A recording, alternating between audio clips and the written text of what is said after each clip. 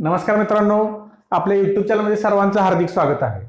आज आपण vapour pressure of solution containing two volatile liquids and these volatile liquids are placed in a closed container. या closed कंटेनरमध्ये दोन volatile liquids named A1 and A2 these are placed in a volatile container.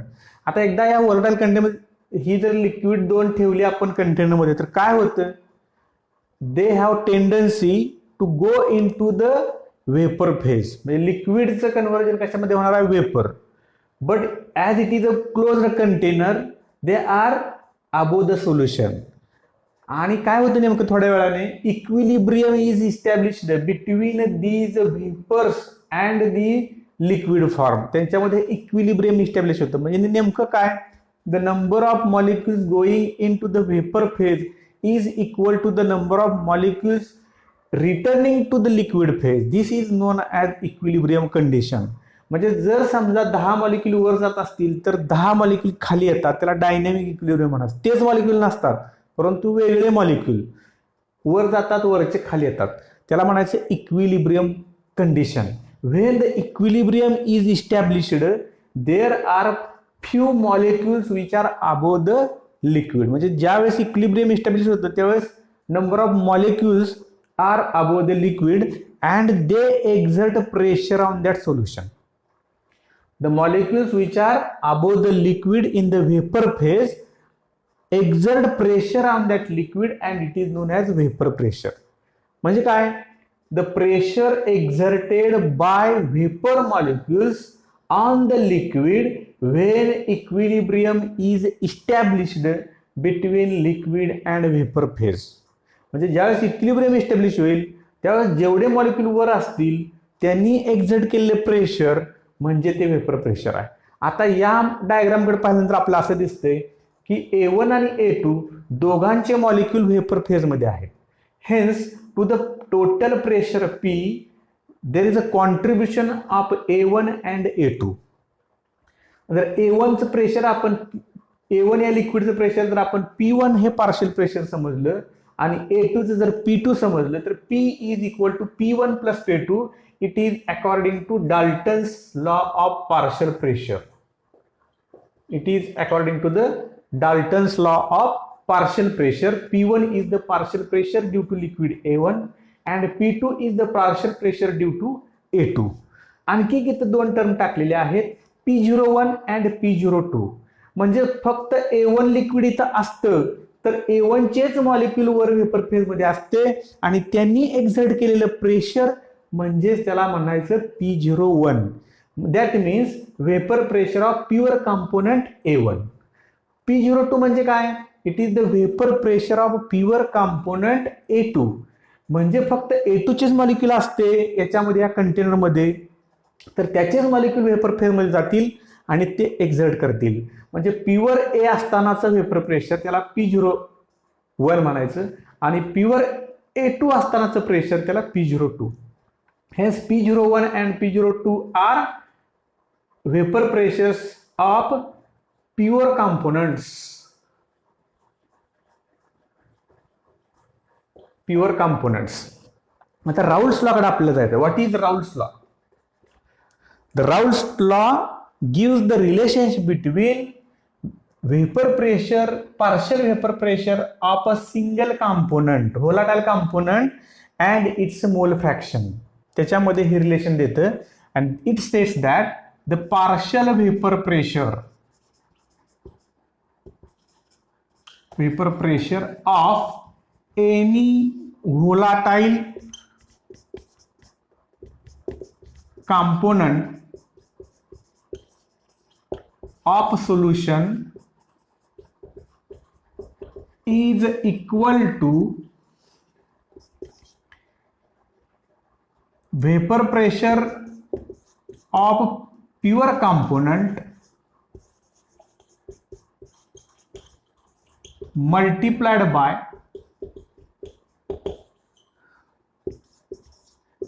its mole fraction in solution. आता आपल्याला वाटेल की हा एवढा मोठा लॉ लक्षात कसा ठेवायचा, तर काही नाही, the partial vapour pressure of any volatile component, हे A1 आणि A2 हे व्होलाटाईल कंपोनंट आहेत आणि P1 आणि P2 हे त्याचे पार्शियल प्रेशर आहेत. म्हणजे partial vapour pressure P1 is equal to, त्याचं म्हणणं काय, the partial vapour pressure of any volatile component P1 is equal to P01 into X1. Relation काय, P1 is equal to P01 into X1. बघा, the partial vapour pressure of any volatile component of solution is equal to vapor pressure of pure component multiplied by its mole fraction in solution. आता A1 चं मोल fraction X1 आहे आणि A2 चं मोल fraction X2 आहे असं आपण कन्सिडर करू. मोल फ्रॅक्शन ही टर्म आपल्याला झालेली आहे. Hence P1 is equal to P01 into X1 and P2 is equal to P02 into X2. हे दोन्ही आपल्याला लक्षात आले की कशावरून, हे राउल्स लॉवरून आपण लिहिले की P1 is equal to P01 into X1, P2 is equal to P02 into X2. आता आपल्याला लक्षात ठेवायचं आहे की Dalton's law of partial pressure काय सांगतोय की P is equal to P1 plus P2. Hence we can write P1 is equal to P01 into X1 plus P02 into X2. P is equal to P01 into X1 and plus P02 into X2. आणखी एक आपल्याला माहित आहे relation, X1 आणि X2 चं relation माहित आहे. X1 plus X2 is equal to 1. जर ते बायनरी सोल्युशन असेल तर mole fraction of first solution, first liquid plus mole fraction of second is equal to 1. Hence we can write X1 is equal to 1 minus X2. हे आपल्याला X1 ची किंमत इथे टाकायची आहे. X1 is equal to 1 minus X2. म्हणून आपल्या इथं मी पुन्हा एकदा इथे लिहितो, X1 च्या ऐवजी आपल्याला काय टाकायचं आहे, 1 minus X2. P is equal to P01 into X1 च्या ऐवजी 1 minus X2 plus P02 into X2. आता पुढे आणखी मी लिहितो इथं P is equal to P01 into 1 P01 minus P01 into X2, हा गुणाकार केला आपण, plus P02 into X2. Rearrange करतो मी इक्वेशनला. P इज इक्वल टू, हे अगोदर घेतो, P02 into X2 minus P01 into X2 plus P01. हे फक्त रिअरेंज केले का, तर हे दोन्ही आपल्याला जवळ घ्यायचं आहे. P इज इक्वल टू, हे आपल्याला X2 कॉमन काढायचं आहे, P02 minus P01 into X2 plus P01. ठीक आहे. हे जे इक्वेशन आहे अतिशय महत्वाचं इक्वेशन, पुन्हा एकदा मी इथे लिहितो, P is equal to P02 minus P01 into X2 plus P01. या इक्वेशनच्या सहाय्यानं आपल्याला ग्राफ काढायचा आहे आयडियल सोल्युशन. आता कारण काय बघा, हे जे इक्वेशन आहे it is y is equal to mx plus c, या फॉर्मॅटमध्ये बसतं. Having straight line passing through, आपल्याला बघायचं पासिंग थ्रू ओरिजिन आहे का, नाही, कारण c आहे, c ची किंमत P01 एवढी आहे. Hence it is not passing through origin. मग त्याचं नेचर कसं असणार आहे, त्याच्या अगोदर आपल्याला दोन टर्म बघायचे, ideal solution and non ideal solution. आपल्याला आयडियल सोल्युशन आणि non ideal solution according to Raoult's law ते पाहिजेत. तर आयडियल सोल्युशन कशाला म्हणायचं, the solution which obeys Raoult's law.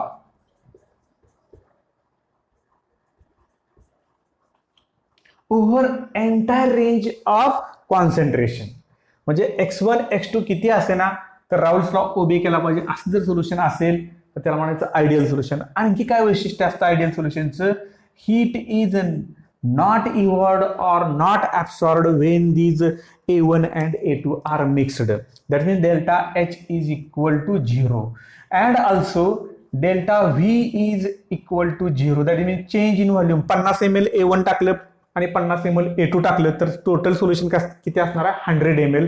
ते 99 नसणार 98 नसणार. Delta V is equal to 0, delta H is equal to 0. Heat is not evolved or heat is not absorbed when the two liquids are mixed together. आणखी एक सर्वात महत्त्वाचा त्याचा जो point आहे 4th नंबरचा, the pressure vapour pressure of solution always in between vapor pressure of pure components. याचं meaning आपल्याला ग्राफ वरून लक्षात ठेवायचं आहे. मग आपला ग्राफ कसा काढायचा आहे? y is equal to mx plus c. म्हणजे y म्हणजे y ऍक्सिसला काय घ्यायचं? p घ्यायचं pressure, that is total pressure. And mx x म्हणजे काय? x2 घ्यायचा आहे. बिकॉज P02 मायनस P01 हे कॉन्स्टंट आहे m आणि हे कॉन्स्टंट आहे आणि x2 आपल्याला ॲज अ एक्स ॲक्सिस म्हणजे इथं आपल्याला x2 घ्यायचा आहे. x2 आपल्याला इकडे घ्यायचा आहे. x2 काय होत जाणार आहे? वाढत जाणार आहे. सुरुवातीला काय असणार आहे? या पॉइंटला x2 is equal to 0 and x1 is equal to 1. या पॉइंटला हे लक्षात ठेवा. आणि या पॉइंटला काय असणार आहे? x2 is equal to 1 and x1 is equal to 0. हे सर्व तिन्ही डायग्रामला लागू करणार आहे आपण आता. x2 0 असेल, x2 जर 0 असेल, बघा x2 0 आहे, आपल्याला हे बघायचं x2 0 आहे या इक्वेशनमध्ये, तर 0 इंटू P02 0 झालं and P is equal to P01. Okay, P01 कारण x1 काय झाला? मग ज्यावेळेस x2 0 असतो, हा 0 असेल तर हा किती असतो? 1 असतो किंमत त्याची. म्हणून P is equal to P01 when x1 is equal to 1 and x2 is equal to 0. Hence आपल्याला इथं ही जो काय असेल तो P01 असेल, जी काय व्हॅल्यू असेल at x1 is equal to 1 the total pressure is due to P01 एकटाच आहे कारण x2 काय 0 आहे. मग त्यातला A2 नाहीच, फक्त A1च आहे. प्रेशर कशामुळे आहे? तर फक्त A1 मुळे आहे. ते किती असतं? P01 एवढं असतं. मग x2 वाढत जातोय आणि शेवटच्या पॉइंटला x1 0 होतंय आणि x2 1 होतं. तर हा जो प्रेशर आहे P02 हे P02 असणार आहे. कुणामुळे असणार आहे? फक्त एकट्या कॉम्पोनंट A2 मुळे असणार आहे आणि डिक्रीज होत जाणार आहे. म्हणून स्ट्रेट लाईन आहे. Decreases as x2 increases P01 decreases. P01 decrease होत जाणार आहे. तसंच ॲज x2 इकडे काय होतं? डिक्रीज होते. इकडे x2 1 आहे, डिक्रीज होत जाणार आहे. म्हणून ही जी लाईन आहे ती मी ब्ल्यूने दाखवतो. फर्स्ट लाईन जी आहे ती फर्स्ट लाईन P01 डिक्रीज होत जाते. सेकंड लाईन P02 डिक्रीज होत जाते. अशा पद्धतीनं आहे. आणि जो सोल्युशन असेल त्या सोल्युशनचा व्हेपर प्रेशर तो आपल्याला असं दाखवायचा आहे. It is the vapour pressure of solution. हे फर्स्ट, हे सेकंड आणि हे third. It is the vapour pressure of solution. जर आयडियल सोल्युशन असेल तर अशा पद्धतीने आपल्याला ग्राफ मिळतो. म्हणजे काय? The vapour pressure of solution always in between, म्हणजे याच्या आणि याच्यामध्ये सोल्युशनचा प्रेशर असणार आहे. Vapour pressure of a solution is always in between vapour pressure of pure components. हे लक्षात आलं का? बघा, म्हणजे जर आयडियल सोल्युशन असेल त्याचं एक्झाम्पल आहे benzene and toluene. Benzene plus toluene असं असेल तर ते आयडियल सोल्युशन सारखं बिहेव करतं.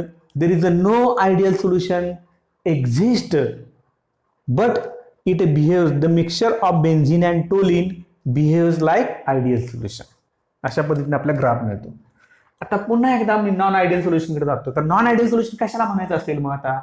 Non ideal solution, the solutions which do not obey Raoult's law over entire range of concentration, it is known as non ideal solution. आणि बाकीचं delta H is not equal to 0, delta V is not equal to 0 ते आहेच.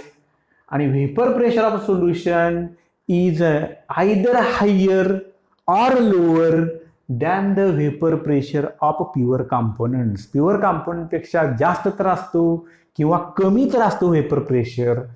It is not equal to the vapour pressure of the components. कॉम्पोनंटच्या सारखा vapour pressure नसतो, एक तर जास्त असतो. They show higher vapour pressure or lower pressure than the vapour pressure of pure components. म्हणून आपल्याला दोन प्रकारचे डेव्हिएशन बघायचे, positive deviations and negative deviations. Positive deviation कोण दाखवणार आणि निगेटिव्ह डेव्हिएशन राउल्ट्स लॉ कोण दाखवणार? तर आता आपल्याला हे बघायचं आहे की ज्या सोल्युशनमध्ये, आता सोल्युशन कुठले दोन लिक्विड टाकले आपण, दोन लिक्विडमध्ये जर होणारं intermolecular force of attraction weak असेल, म्हणजे आता दोन आपण एक्झाम्पल्स घेऊया की ॲसिटोन प्लस इथेनॉल,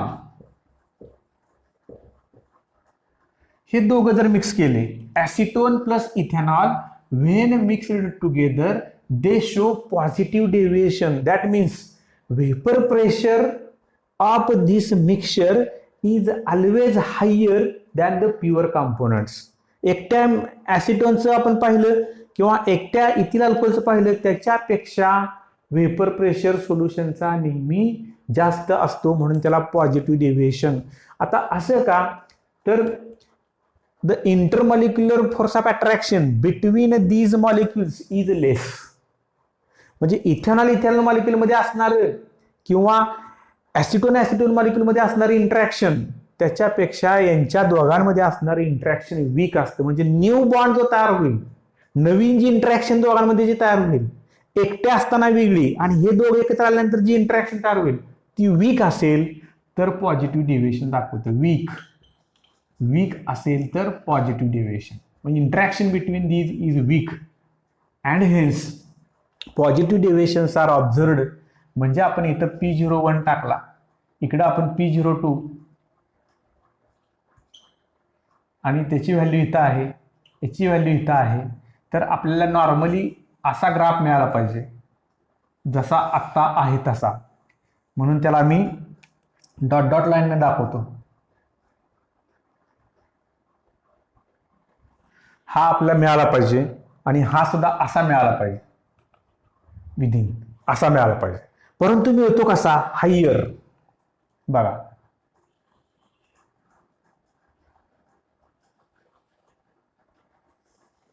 अशा पद्धतीने ग्राफ मिळतो, त्याला म्हणायचं पॉझिटिव्ह डेव्हिएशन. आणि जर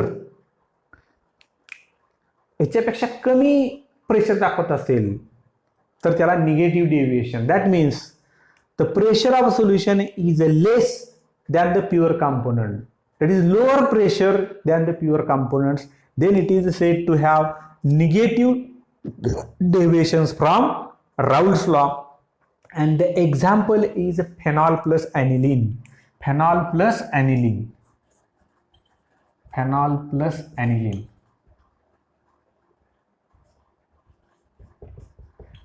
काय नेमकं असेल फेनॉल प्लस ॲनिलीन मध्ये? मग interaction between phenol and aniline molecule is strong as compare to phenol molecules and aniline molecule.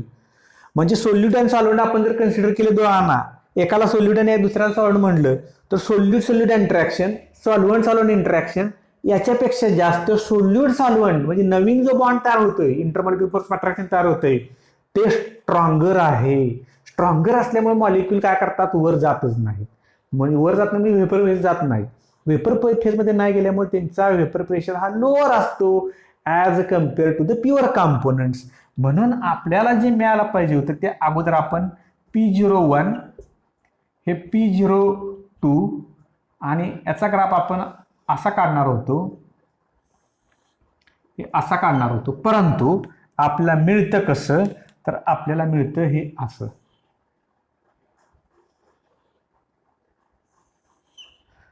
अशा पद्धतीनं लोअर हे बाकीचं सगळं x2 is equal to 0, x1 is equal to 1 हे आहे तसं.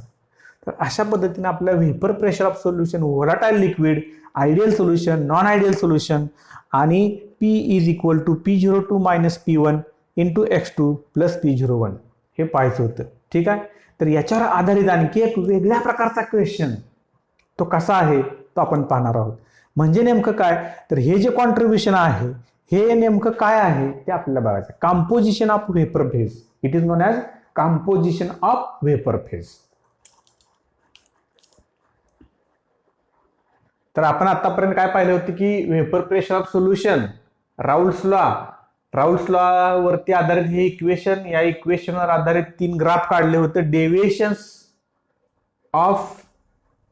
डेव्हिएशन फ्रॉम राऊल्स लॉ आणि त्याच्यानुसार ideal solution, non ideal solution असे 3 ग्राफ पाहिले.